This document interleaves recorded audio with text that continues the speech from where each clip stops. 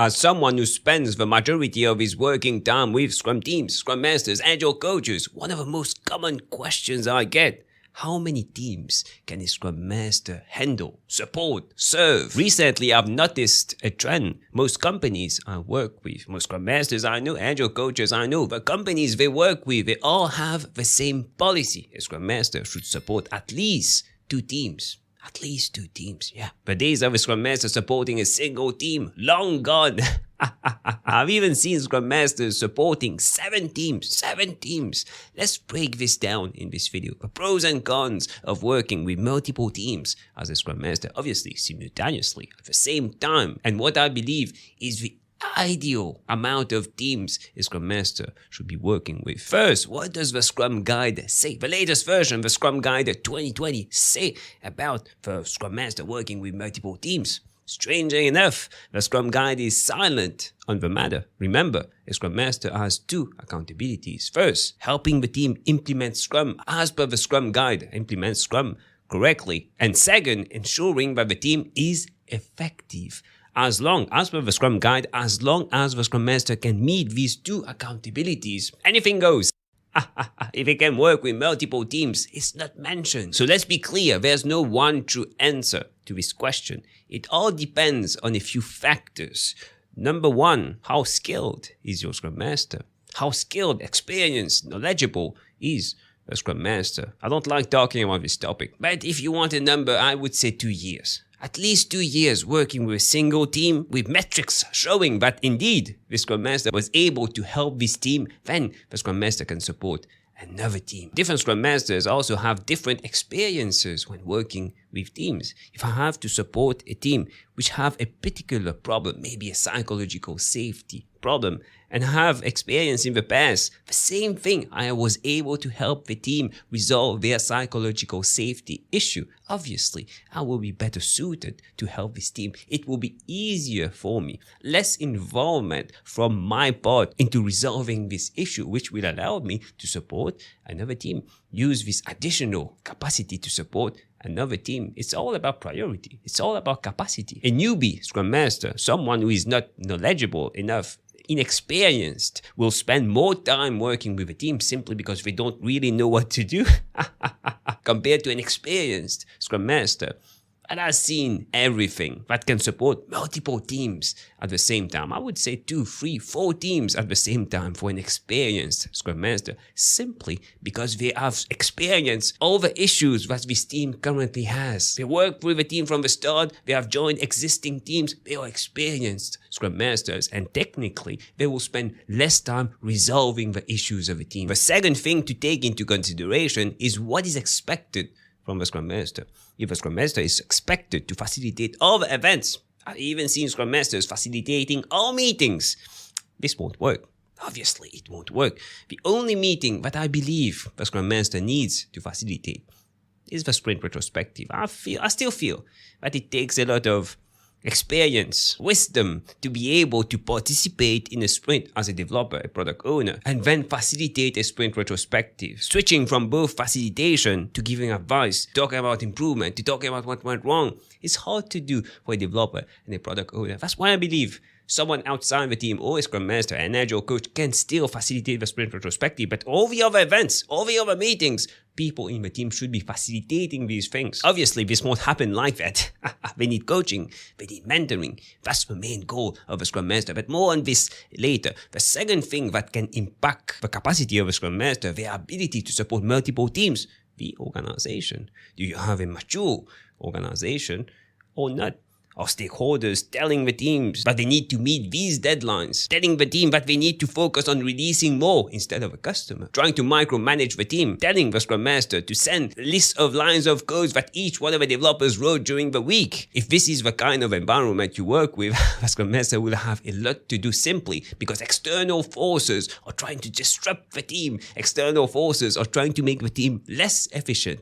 and effective. They are not doing it on purpose. I'm sure they want the success of a team, and they believe that micromanaging the team or telling the team what to do or telling the team to focus on deadlines, this will help the team. But we know that it's not. So this Scrum Master will need to both coach the team, teach the team, mentor the team, also the stakeholders, also be a barrier for the team, a shield for the team. So much work to do for a Scrum Master in this kind of immature Agile environment. Number 3, the maturity of the Scrum team. Teams come at different maturity levels.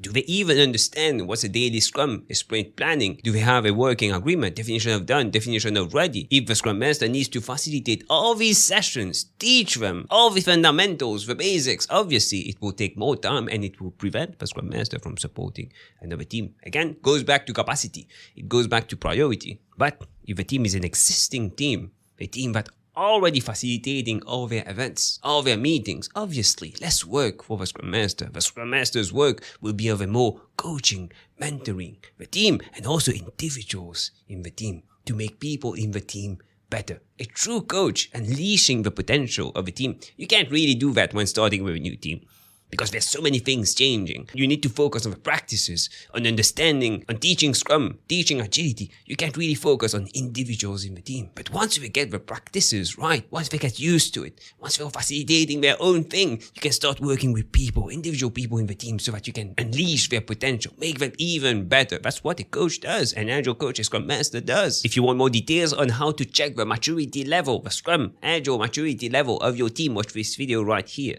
So how many Scrum teams can a Scrum Master support, serve at the same time?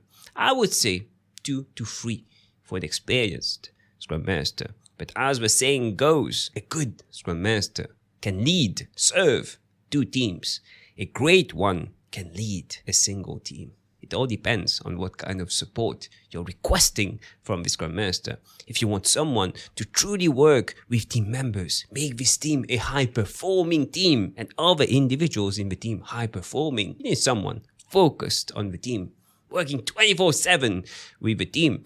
But if you want some support, teaching, facilitating some events, the bare minimum in terms of support, you're not expecting that the team is high performing. You're just expecting that the team does the bare minimum. You can have a Scrum Master supporting multiple teams and giving this kind of support. Again, it goes back to capacity. A Scrum Master working with 5 teams will give 20% of their time to each one of his teams. 20% is nothing. Now, here are some best practices I recommend doing when supporting, serving multiple teams as a Scrum Master.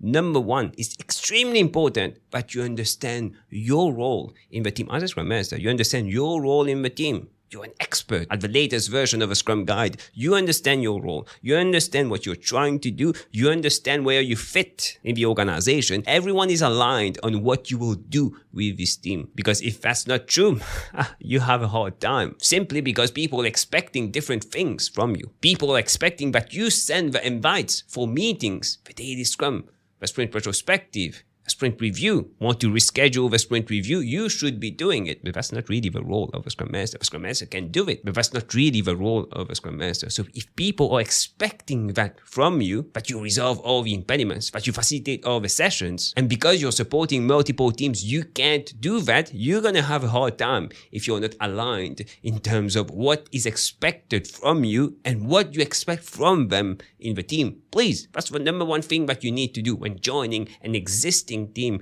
or a new team. Set these rules, these guidelines, this way of working. Number 2, don't end the sprints on the same day. It's hard ending sprints on the same day. Oh, daily scrums at the same time. Come on, how are you expected to join multiple daily scrums happening at the same time? If you end the sprint on the same day, you'll most probably do the planning also on the same day. It's hard. 2 plannings per day, 2 retrospectives. It's hard. It's tough. I would do it in different days, especially if you're supporting more than 2 teams. Imagine 4 teams you're supporting, 4 sprint reviews in a single day, 4 sprint retrospectives in a single day, 4 plannings in a single day. You won't be able to manage that. Number 3, never skip the daily Scrum. I know, the Scrum Masters product owners not invited to the daily Scrum. It's a meeting for the developers by the developers, I know.